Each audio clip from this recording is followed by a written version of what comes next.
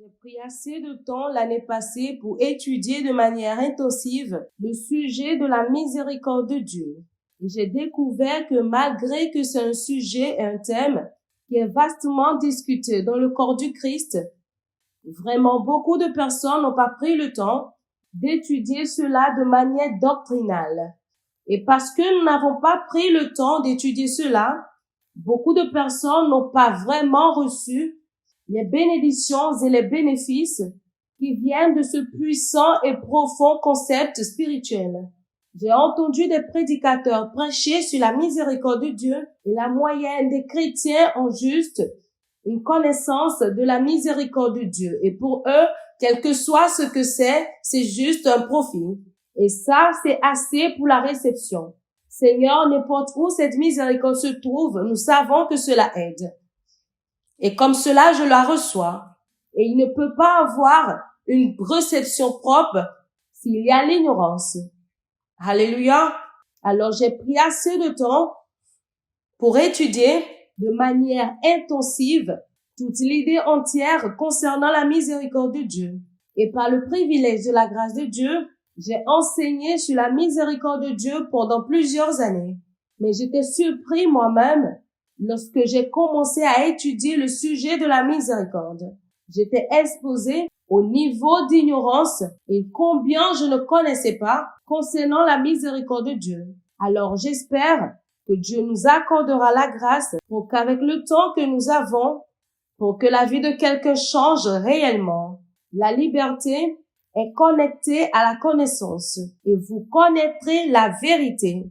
Et la vérité que vous connaissez et non la vérité qui est disponible.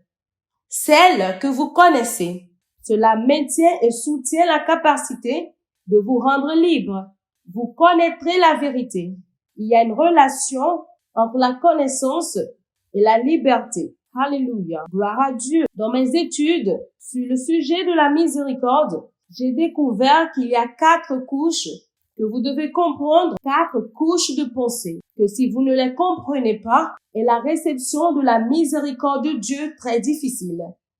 Numéro 1, la première chose que vous devez comprendre, en outre pour apprécier le sujet de la miséricorde, c'est la nature et le caractère de Dieu. C'est la première chose que vous devez comprendre.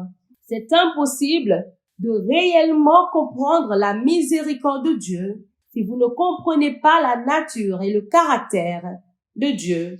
Il y a quelque chose concernant Dieu que vous devez connaître pour comprendre la miséricorde. Numéro 2, la deuxième chose que vous devez connaître, la deuxième couche de notre approche à ce sujet, c'est la nature et le caractère de l'homme. Vous devez connaître quelque chose concernant le cadre intrinsèque de l'homme pour nécessiter la miséricorde. Il y a certaines choses, si vous ne les connaissez pas concernant l'homme, vous vous demanderez pourquoi Dieu est tellement insistant pour s'assurer que l'homme devienne un récipient de sa miséricorde. Il y a quelque chose concernant la nature et le caractère de Dieu dont nous devons connaître. Numéro 2, il y a quelque chose également concernant la nature et le caractère de l'homme. Numéro 3, la troisième chose que nous devons comprendre, c'est le système spirituel pour administrer la miséricorde. Aussi puissante que la miséricorde soit, cela n'est pas administré par hasard. Il y a un protocole spirituel.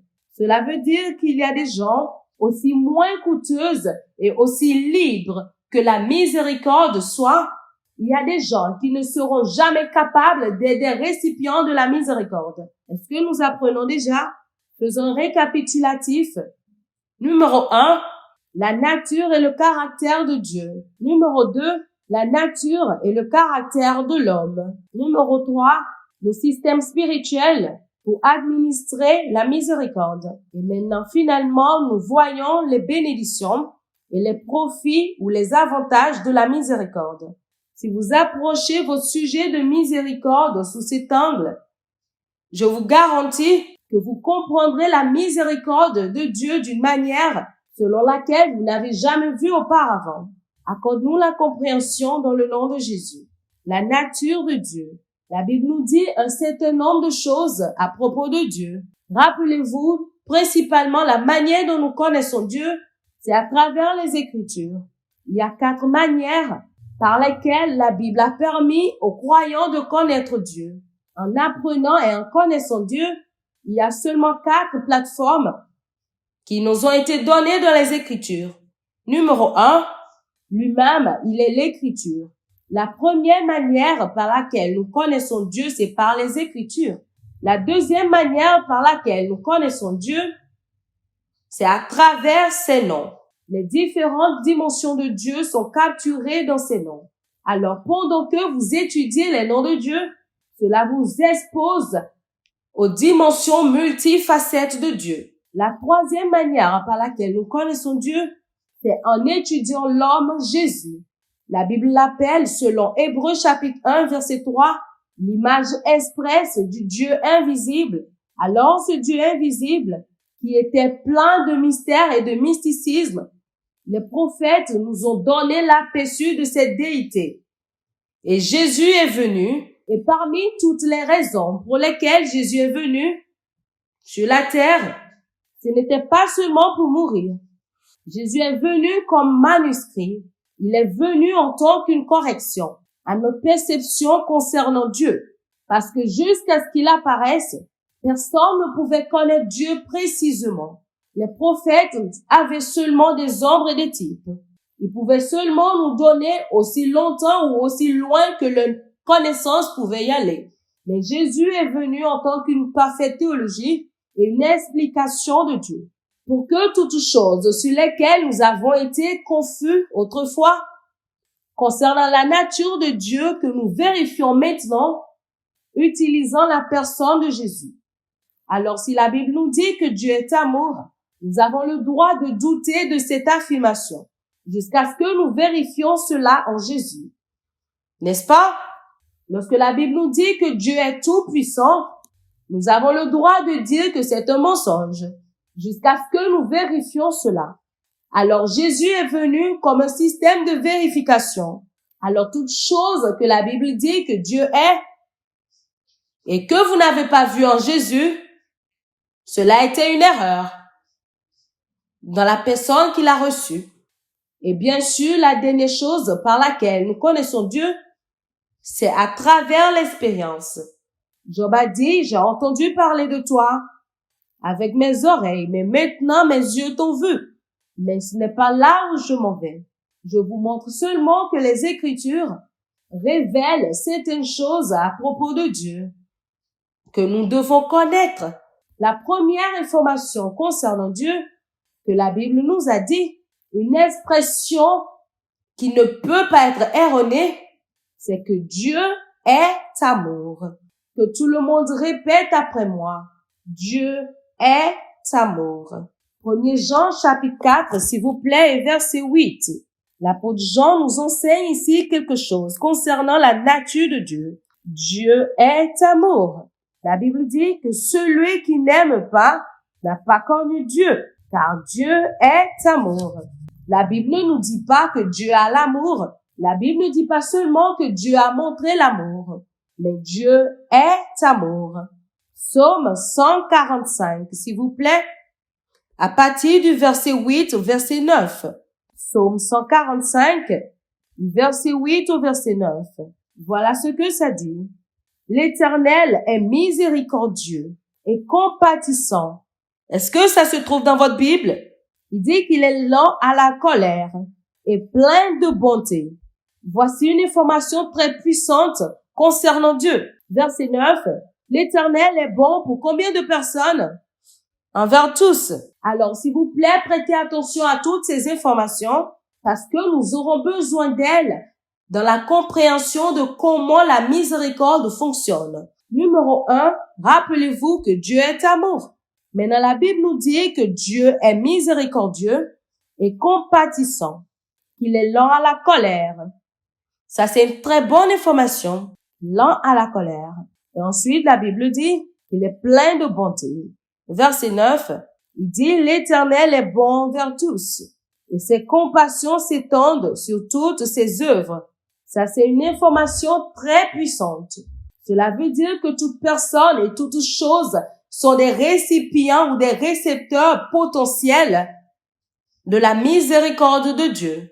Si votre vie est vide de la miséricorde de Dieu, ce n'est pas son incapacité à vous amener sa miséricorde. Mais c'est quelque chose à propos de la manière dont vous ne comprenez pas comment la miséricorde est administrée. Parce que la Bible nous dit que ses compassions s'étendent sur toutes ses œuvres. Est-ce que nous sommes toujours ensemble? En Exode chapitre 34, Exode chapitre 34. Allons lire dans le verset 5 et 6.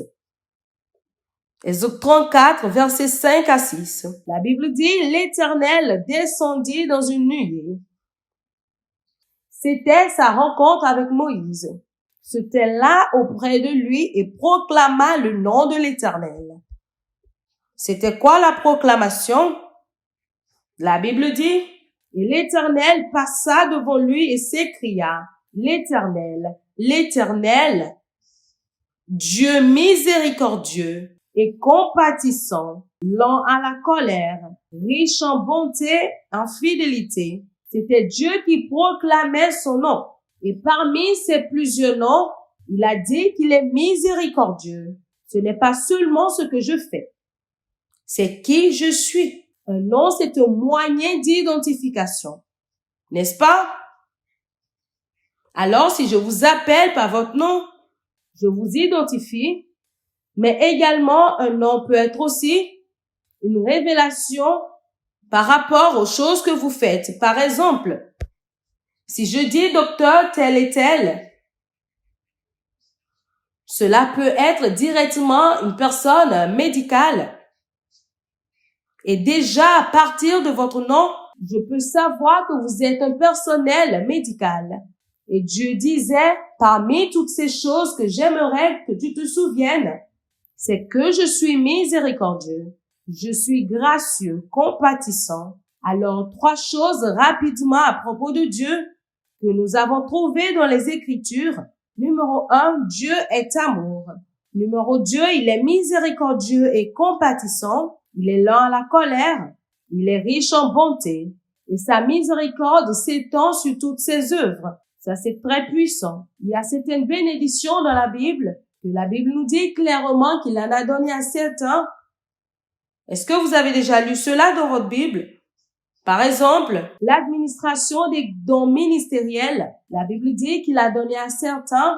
Lorsque nous en venons aux dons spirituels, l'apôtre Paul enseignait à l'église en Corinthe et il a dit lui-même, est-ce que tout le monde parle en langue? Est-ce que eux tous prophétisent? Mais ici, la Bible nous dit que lorsqu'il s'agit de la miséricorde, ce n'est pas seulement les hommes, mais c'est toute sa création qui vit sous la miséricorde de Dieu. Parce que sa miséricorde s'étend sur toutes ses œuvres. Alors, rapidement, examinons la nature et le caractère de l'homme. Maintenant, nous savons et nous nous sommes rappelés que Dieu est amour. Numéro 2, il est compatissant, il est miséricordieux, il est lent à la colère, il est riche en bonté et sa miséricorde s'étend sur toutes ses œuvres. La nature de l'homme. Certains d'entre vous riez déjà. Il y a des choses très intéressantes que la Bible nous dit concernant l'homme, que nous devons savoir ou qu'on doit nous rappeler. Lorsque nous parlons de l'homme, cela inclut tout le monde, hommes et femmes. Sommes-nous ensemble? Il y a une faiblesse intrinsèque et une limitation qui sont dans tous les hommes par la raison de la nature de la chute. Et si vous ne comprenez pas cette limitation, vous ne comprendrez pas ce pourquoi la miséricorde est nécessaire. Laissez-moi vous donner un exemple. Si je vous demande de vous asseoir, là où vous êtes assis maintenant et que je ne vous donne pas une raison ou une révélation pour cela, vous voyez, vous n'aurez pas la puissance, le pouvoir de vous complaire, de vous plaire dans cette instruction. Vous serez fatigué, vous vous demanderez ce pourquoi je vous mets dans cette condition. Mais si je vous dis asseyez-vous ici et je vous dis maintenant qu'il y a un genre de combat dehors et que cette place ou ce lieu où vous êtes assis, c'est votre endroit de sécurité, Peu importe combien fatigué ou épuisé vous êtes, cette révélation vous donnera la force et vous serez capable de vous asseoir là tranquillement. N'est-ce pas?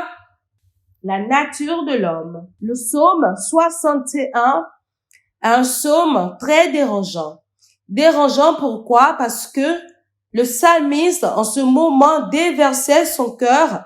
Et si vous lisez correctement ce psaume, vous vous rendrez compte que cela est un psaume de repentance et de reconnaissance profonde. Le psalmiste ne chantait pas une chanson ici. Il ne faisait pas de la poésie ici. C'est un cri qui venait du plus profond du cœur d'un homme qui était au courant de son inadéquation. Alors, lisons le verset 1 au verset 5 à cause du temps. Êtes-vous prêts? Le psaume 51. Le psaume 51 est en fait un psaume très dérangeant. Dérangeant pourquoi? Parce que c'est un psaume de reconnaissance et de repentance profonde. Le psalmiste ne chantait pas une chanson ici. Il ne faisait pas non plus de la poésie. C'était un cri qui venait du plus profond de l'esprit d'un homme qui était au courant de son inadéquation. J'aimerais vraiment qu'on ait le temps pour lire tout cela, mais à cause du temps, allons-y du verset 1 au verset 5. Êtes-vous prêts? Ô Dieu, aie pitié de moi dans ta bonté.